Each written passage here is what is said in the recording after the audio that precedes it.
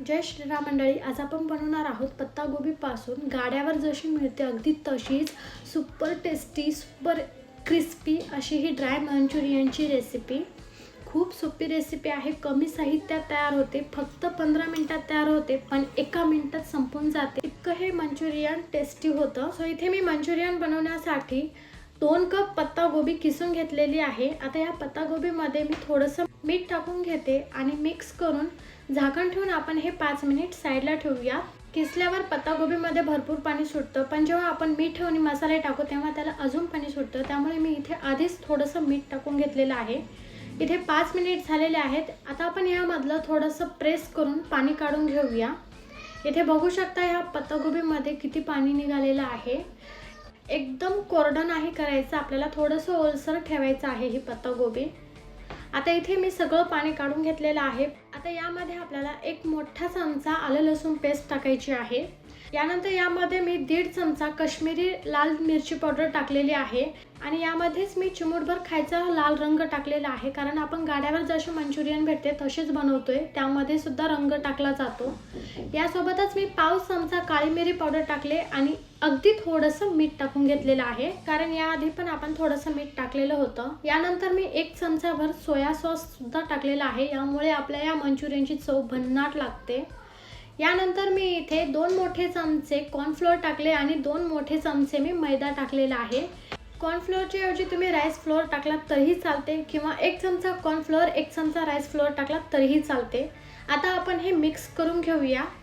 इथे आपलं मंचुरियनचं मिश्रण तयार झालेलं आहे, तुम्ही बघू शकता। मी यामध्ये थेंबर सुद्धा पाणी टाकलेलं नाहीये। तुम्ही याला बॉलचा शेप देऊ शकता, किंवा आपण पकोडे भजे बनवतो अगदी तसंच हे बोटाने तुम्ही तेलात सोडू शकता। आता आपण हे फ्राय करायला घेऊया। त्यासाठी इथे मी तेल चांगलं तापवून घेतलेलं आहे, एकदम कडक तेल आहे, आणि मी इथे दोन्ही प्रकारचे तुम्हाला मंचुरियन करून दाखवते। हे मी सुरुवातीला पहिली बॅच पकोडे जसे सोडतात तसे त्या पद्धतीने करतीये, आणि गॅसची फ्लेम एकदम लो आहे। तेल आपण सुरुवातीला तापून घ्यायचं चांगलं, आणि मग गॅसची फ्लेम लो करून आपल्याला हे तळून घ्यायचं आहे। इथे आपली ही पहिली बॅच तळून झालेली आहे।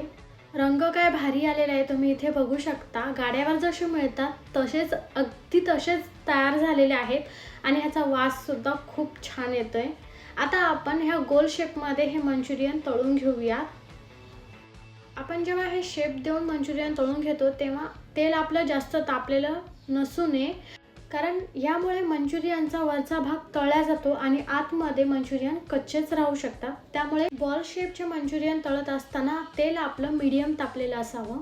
इथे आपली ही मंचुरियनची दुसरी बॅच पण मस्त तळून झालेली आहे, इथे बघू शकता तुम्ही। आता आपण सगळे राहिलेले मंचुरियन तळून घेऊया, आणि इथे आपले हे गाड्यावर जसे मिळतात अगदी तसेच त्याच रंगाचे त्याच चवीचे ड्राय मंचुरियन तयार आहेत। काय जबरदस्त दिसते। हे तळत असतानाच या मंचुरियनच्या वासानेच माझ्या मुलांनी 1 बॅच पूर्णपणे संपवून टाकलेली आहे। तोंडाला पाणी सुटते हे तळत असताना, इतकं हे टेस्टी होतं आणि खूप सोपं आहे, तुम्ही तर बघितलंच आहात। आय होप तुम्हाला आजची ही रेसिपी आवडली असेल। आवडली तर नक्की ट्राय करा, काहीच वेळ लागत नाही, काहीच सामान लागत नाही, आणि खूप पटकन तयार होते। रेसिपी ट्राय केल्यावर कमेंटमध्ये नक्की कळवा। पुन्हा भेटूया अशाच रेसिपीज सोबत। तोवर मस्त खा, मस्त रहा। Bye bye, take care.